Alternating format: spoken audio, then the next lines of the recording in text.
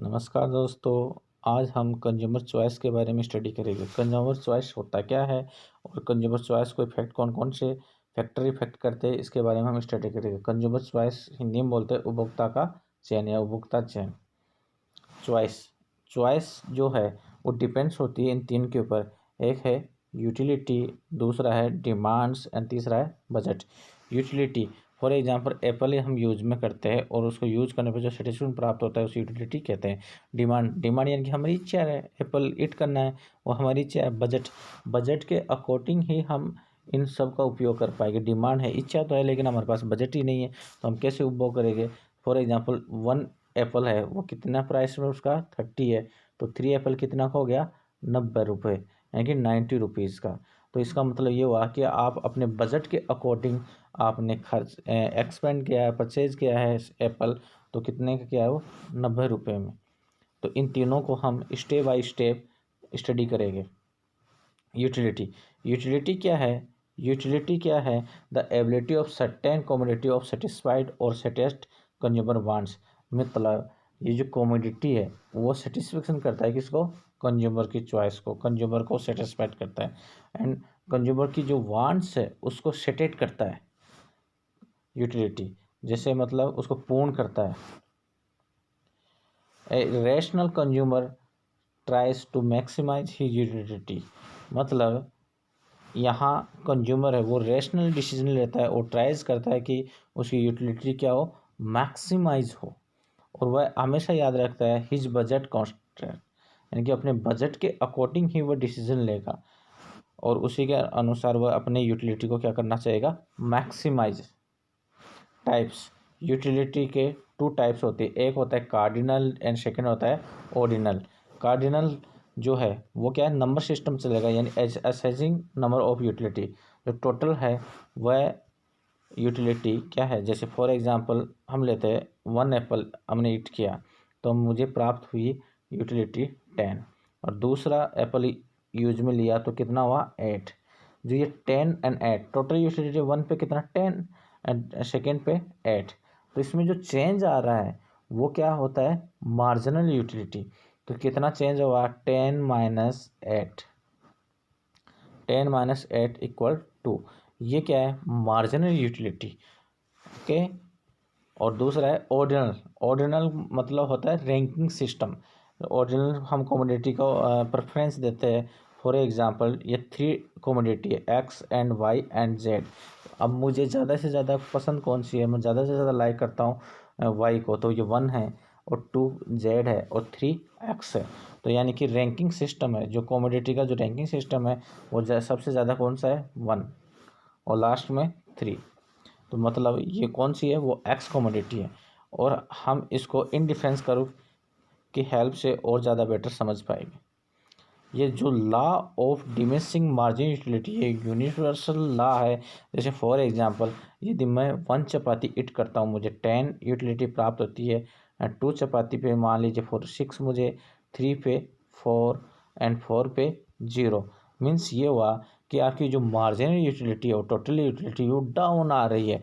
या आप देखोगे या एम यू मतलब मार्जिनल यूटिलिटी, तो ये कंटिन्यू क्या हो रही है, डिक्रीज आ रही है, माइनस में आ रही है। और ये कंटिन्यू माइनस में चलेगी, तब तक माइनस में चलेगी जैसे मान लीजिए हमने ईट किया 1 चपाती तो ज़्यादा टेस्टी लगी, दूसरी चपाती पे फिर उससे कम टेस्टी, तीसरी चपाती है, जो थर्ड चपाती है वो और कम टेस्टी, फिर एक ऐसा पर्टिकुलर टाइम आएगा जो 4th चपाती है तो फिर बाद में वो बोलते हैं कि बस बहुत हुआ। यानी कि आप अपने जो सेटिस्फेक्शन है वो पूरा कर चुके हो, सेटिस्फाइड हो चुके हो। तो ये क्या है, मार्जिनल यूटिलिटी है वो हमेशा क्या करता है, डिक्लाइन करता है, यानी कंटिन्यू।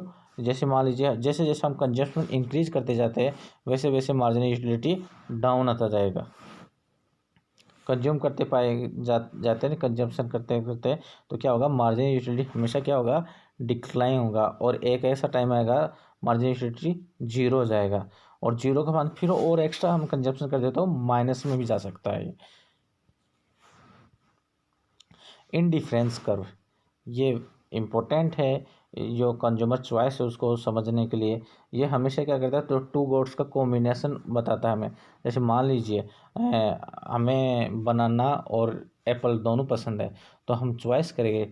तो जैसे बनाना ज़्यादा ईट करना है एप्पल, तो यदि जिसको ज़्यादा बनाना पसंद है, यदि बनाना जो लाइक करता है वो बनाना की क्वांटिटी ज़्यादा यूज करेगा और एप्पल की लो, और जिसको एप्पल ज़्यादा पसंद है वो किसका करेगा, एप्पल का यूज़ करेगा और बनाना का कम करेगा।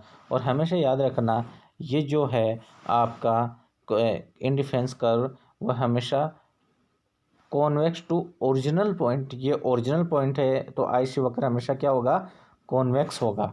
एंड ये थर्ड प्रॉपर्टीज है, यानी they never intersect with each other, indifference curve कभी भी ऐसे नहीं क्रॉस करेंगे, काटेंगे नहीं।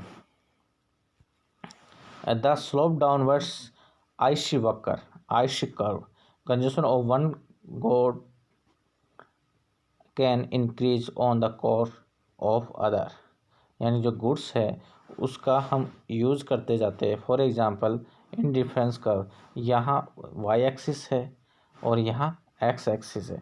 इन डिफरेंस कर्व डाउनवर्ड हो रहा है यहाँ से यहाँ। आप देखोगे कि मान लीजिए फॉर एग्जांपल यहाँ वाई गुड्स है, यहाँ एक्स गुड्स है, तो यदि ज़्यादा एक्स गुड्स है तो वह यहाँ होगा, और वाई गुड्स वाई गुड्स है तो यहाँ होगा, और एक्स गुड्स हो तो वो यहाँ ज़्यादा पसंद करेगा, अपने लेवल को सेटिस्फाइड करना है। यहाँ ए पॉइंट है, यहाँ बी पॉइंट है। ये जो है हमें ये बताता है कि इंडिफरेंस कर्व, जैसे ये ऊपर वाला इंडिफरेंस कर्व है ऊंची संतुष्टि को बताता है, और इस नीचे वाले जो सेटिस्फेक्शन पॉइंट को बताता है, लो सेटिस्फेक्शन पॉइंट को बताता है। और यहाँ जो आप देखोगे वाई एक्सिस पे, यदि कंज्यूमर को वाई गुड्स ज़्यादा चॉइस करता है तो वो ए पॉइंट पे होगा, यदि इफ़ वह एक्स कम्युनिटी को लाइक करता है, गुड्स को लाइक करता है, तो वो बी पॉइंट पे होगा। जैसे फॉर एग्जांपल ये वाई के लिए यहाँ और एक्स के लिए यहाँ पसंद करेगा। ये हमेशा याद रखना कि जो इंडिफरेंस कर्व है ये अलग अलग हो सके, कभी भी इंटरसेक्ट ऐसे नहीं करेगी, जो मैंने पिछले स्लॉट में बताया था आपको। डिमांड ये जो दूसरा है ये डिमांड है। डिमांड क्या, wants for a commodity backed by the purchasing power, यानी कि डिमांड क्या है, आपकी डिमांड है, आप कोई कमोडिटी है उसको परचेज करना चाहते हो, और तो वो आपकी डिमांड है, जैसे खरीदना चाहते हो। तो लॉ ऑफ डिमांड क्या कहता है, लॉ ऑफ डिमांड से the as a one price of a commodity increase the demand what for the same reduce vice versa नियम, यानी कि इसमें क्या होता है, फॉर एग्जांपल डिमांड जो है हमेशा ये ऐसे होता है, यहाँ प्राइस होती है वाई एक्सिस पे, यहाँ पी और यहाँ P1, यहाँ क्या होगा क्यू और यहाँ होगा Q1। जैसे जैसे प्राइस हाई थी तो डिमांड क्या थी, लो। ये देखो यहाँ प्राइस हाई है तो डिमांड क्या है, क्यों। अब प्राइस P1 है तो यानी कि प्राइस ये हो गई, तो अब डिमांड क्या हो गई, हाई। यानी कि अभी for example price low, then क्या होगा, डिमांड हाई। इसके अपोजिट क्या होगा, प्राइस हाई तो क्या होगा, demand low. Factor affecting demand, factor affecting demand कौन कौन सा होता है, ये कौन क्या है, प्राइस डिमांड को अफेक्ट करती है। प्राइस हाई होती है तो डिमांड क्या होगी, लो, और यदि प्राइस लो होती है तो डिमांड क्या होगी, हाई। इनकम, यदि कंज्यूमर की इनकम हाई हो जाती है तो वो जो है ज़्यादा गुड्स कंजप्शन करेगा, और ये इनकम लो हो जाती है तो कम गुड्स कंजप्शन करेगा। टेस्ट एंड प्रेफरेंस, यदि आपको जो भी चॉइस है, यदि आपको टेस्ट आ गया कोई गुड्स है तो उसको आप ज़्यादा प्रेफरेंस दोगे। फॉर एग्जांपल इस 10 रुपीज़ की कोई गुड्स आती है और आपको पसंद है ये, तो आप यानी कि उसके 20 रुपीज़ भी देने के लिए तैयार होगे, और वो चॉइस के ऊपर डिपेंड है आपके। Number of uses, for example जैसे मिल्क है तो मिल्क का यूज बहुत कुछ होता है, हर जगह होता है। पनीर में देख लो, खोआ है उसमें देख सकते हो, और स्वीट्स है उनके अंदर यूज होता है। जैसे जैसे यूज होता है तो ये हमेशा इफ़ेक्ट करता है। यदि नंबर ऑफ यूजेस डिमांड, जैसे मान लीजिए फॉर एग्जांपल डिमांड हाई होगी किसकी, मिल्क की, जो स्वीट्स इनमें खोया उनमें यूज लेते हैं, तो इस प्रकार से मतलब ये अफेक्ट करता है। And price of related goods, ये टू टाइप्स की होती है, एक होती है substituted goods, for example pen और पेंसिल इसका सबसे अच्छा एग्जांपल है।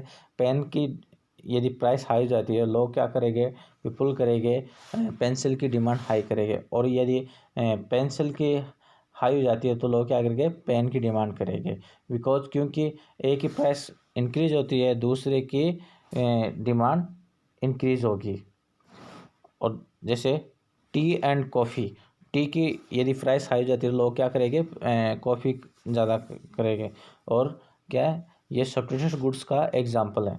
अब दूसरा है जो है कम्प्लीमेंट्री गुड्स, फॉर एग्जांपल जैसे गाड़ी एंड पेट्रोल, गाड़ी की प्राइस हाई होगी तो पेट्रोल की प्राइस भी क्या होगी, हाई होगी, यानी कि ये एक दूसरे पे डिपेंडेंट है। बजट, ये जो लास्ट है वो बजट है, जैसे the choice of consumer max a largely depends on the budget he has. Budget refers to total amounts of funds available the consumer can use purchase and goods and services, यानी कि budget जो line है वो हमेशा क्या होगी, जैसे मान लीजिए फॉर एग्जांपल 100 है, तो 100 ये बजट लाइन होगी हमारी, बजट लाइन। तो यहाँ यदि हम वाई एक्सिस लेते हैं, यहाँ एक्स एक्सिस लेते हैं, और यहाँ ओरिजिनल पॉइंट, तो ये हमारी बजट लाइन है, और इस बजट लाइन के अकॉर्डिंग हम कोई भी कॉमोडिटी गुड्स हम परचेज कर सकते हैं, वस्तु खरीद सकते हैं। आप देखोगे ये बजट लाइन दे रखी है आपको, यहाँ देखोगे कि यहाँ एप्पल है और वाई एक्सिस पे, और इस साइड देखोगे आप क्या है, बनाना जो है। अब यहाँ देखोगे कि यहाँ जो चॉइस है, यानी कि 20 तो क्या है, एप्पल, इस पॉइंट पे 20 तो एप्पल, और बनाना कितना है, 10। अब किसकी चॉइस बनाना है तो क्या करेगा वो, यानी कि इसको डिक्रीज कर देगा, और कितना इंक्रीज हो जाएगा, ये 5, तो ये बी पॉइंट पे आ जाएगा। तो उसको बनाना ज़्यादा लाइक करता है, तो बनाना ज़्यादा लाइक करता है तो वो बी पॉइंट पे होगा, जो एप्पल ज़्यादा लाइक करता है तो वो ए पॉइंट, यानी कि मीन्स ये हुआ कि एक का इंक्रीज करना है तो दूसरों को क्या करना पड़ेगा, डिक्रीज करना पड़ेगा। अब ये जो बजट लाइन है वो यही बता रहा है, और यदि उसको एप्पल ही पसंद है तो वो 40 एप्पल ही यूज करेगा, और यदि बनाना पसंद है तो ये 20 बनाना ही यूज करेगा। और ये है कंज्यूमर इक्विलिब्रियम, जैसे कि हमने देखा इंडिफरेंस कर्व, इंडिफरेंस कर्व जो ये ऊपर वाला इंडिफरेंस कर्व है, और जो बजट लाइन है वो ऐसे कैसे सीधी है।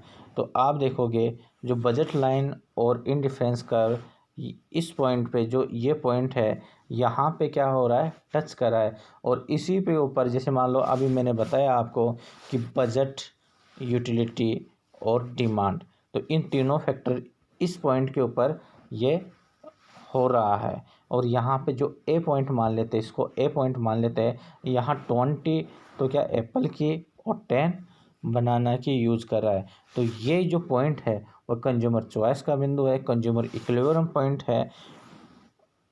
ओके दोस्तों, आज के लिए इतना ही, धन्यवाद।